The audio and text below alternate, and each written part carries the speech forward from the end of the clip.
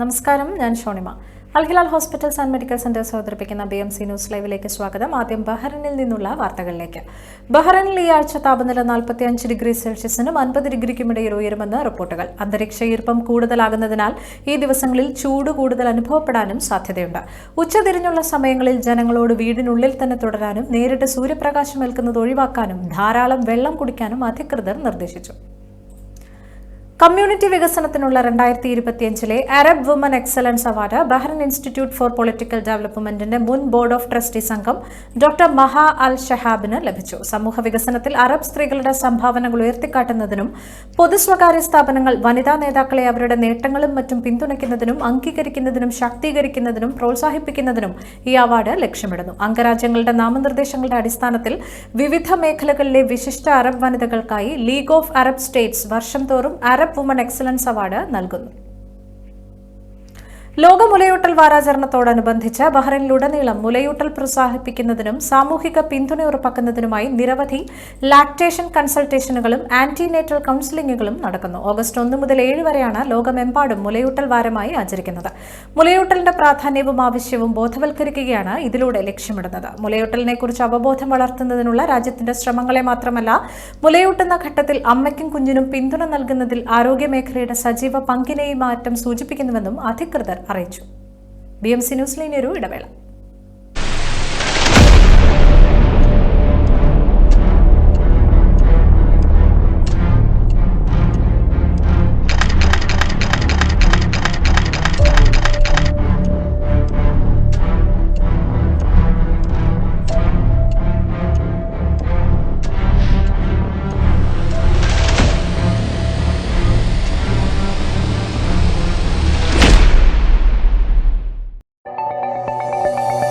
Our skin is the mirror of our soul.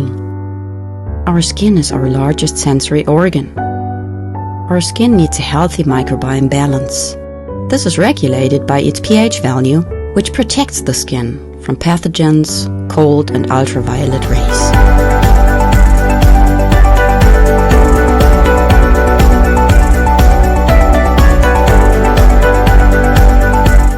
Sebamed protects your skin.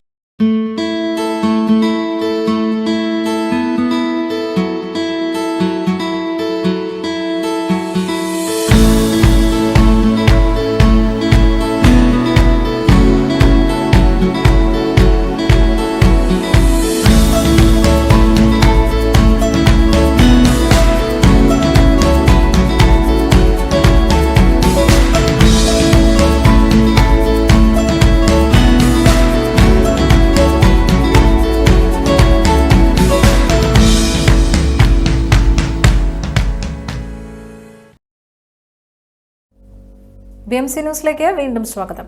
മനുഷ്യക്കടത്തിന് ഇരയായവരെ പിന്തുണയ്ക്കുന്നതിനായി പുതിയ നീക്കവുമായി Bahrain. ഇതിന്റെ ഭാഗമായി Bahrain ആഭ്യന്തര മന്ത്രാലയം general directorate of criminal investigation and forensic സയൻസിന് കീഴിൽ പ്രത്യേക ഓഫീസ് ആരംഭിച്ചു. മനുഷ്യക്കടത്തുമായി ബന്ധപ്പെട്ട അന്താരാഷ്ട്ര മാനദണ്ഡങ്ങൾക്കനുസൃതമായി പ്രവർത്തിക്കുന്ന ഈ സ്ഥാപനം ഇരകൾക്ക് സുരക്ഷിതമായ അന്തരീക്ഷം പ്രദാനം ചെയ്യുന്നത് കൂടാതെ കുട്ടികൾക്കായി ഒരു പ്രത്യേക ഇടവും ഒരുക്കിയിരിക്കുന്നു. അന്വേഷണം മുതൽ പ്രോസിക്യൂഷൻ വരെ ജുഡീഷ്യൽ അധികാരികളുമായുള്ള സഹകരണം വർദ്ധിപ്പിക്കുക എന്നതാണ് ഇതിലൂടെ ലക്ഷ്യമിടുന്നത്. മനുഷ്യക്കടത്തിനെതിരെ പോരാടുന്നതിനുള്ള ബഹ്റൈന്റെ പ്രതിബദ്ധതയാണ് ഈ നടപടി പ്രതിഫലിപ്പിക്കുന്നത് എന്നും മനുഷ്യക്കടത്തുമായി ബന്ധപ്പെട്ട വിവരങ്ങൾ ലഭിച്ചാൽ പൊതുജനങ്ങൾ ഹോട്ട്ലൈൻ 555 ഓപ്പറേഷൻസ് റൂം 999 അല്ലെങ്കിൽ 555@interior.gov.bh എന്ന ഇമെയിൽ വിലാസത്തിലോ റിപ്പോർട്ട് ചെയ്യണമെന്നും അധികൃതർ അഭ്യർത്ഥിച്ചു.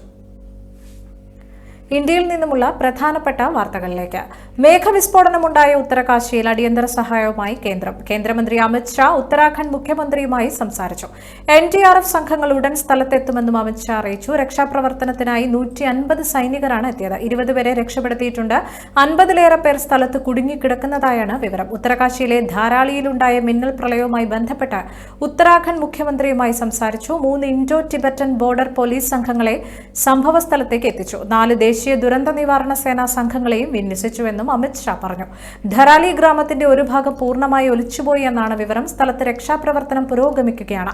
4 പേരുടെ മൃതദേഹം കണ്ടെത്തിയിട്ടുണ്ട്. മരണസംഖ്യ ഇനിയും ഉയരാനാണ് സാധ്യതയെന്നുമാണ് റിപ്പോർട്ടുകൾ സൂചിപ്പിക്കുന്നത്. മലയാളികൾ അടക്കമുണ്ടോ എന്ന കാര്യത്തിൽ ഇതുവരെയും വ്യക്തത വന്നിട്ടില്ല. ഇന്നുച്ചയ്ക്ക് 1:45 മിന്നൽ പ്രളയം ഉണ്ടായത്.